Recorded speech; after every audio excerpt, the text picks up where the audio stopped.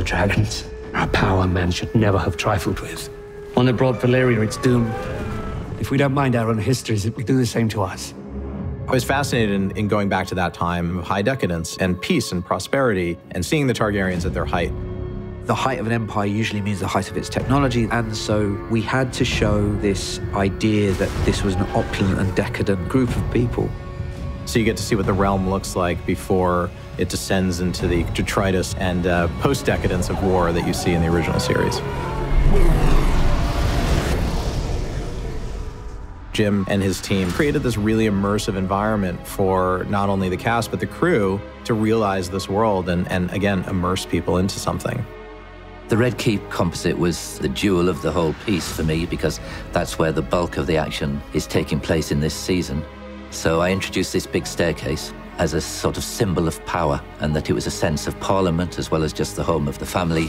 And the composite also allows lots of positions to observe the little pockets of conversations that are going on, to add to the intrigue and the conspiracy that must go on all the time in those places. It's all built in, it's not on separate stages, which was really fun to play with, and it was incredible. Wow, I've never been on a set like the Red Keep. Part of the discussion about the Red Keep and all of the familiar locations, particularly the familiar set, is I need to be able to shoot in every direction without it becoming a visual effect, and you can certainly do that on the Red Keep.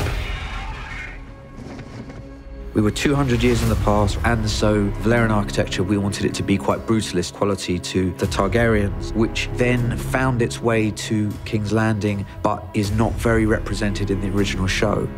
We have utilised some of the assets from Game of Thrones, but obviously the set decorate and design team, they want to create a fresh look. It's so relatable to Game of Thrones, but it's got to be its own entity. So stuff from their archive that wasn't used that we've repurposed and turned into something.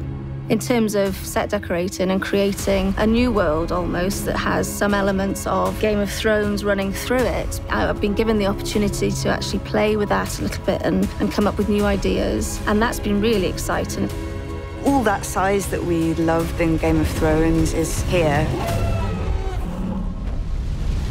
Dragon Saddle is one thing, but the Iron Throne is the most dangerous seat in the realm. The throne is the big one for us on this. You know, it was very iconic in the Game of Thrones season. You know, you wanted to make sure you're doing it justice, but also improving it and doing what we can. And Ryan and Miguel were very involved in that from day one. I was fascinated with this idea of what if the throne had changed over time in Westeros, and what if there was a whole story to tell about the kind of devolution of the throne to the thing that you see in the original series.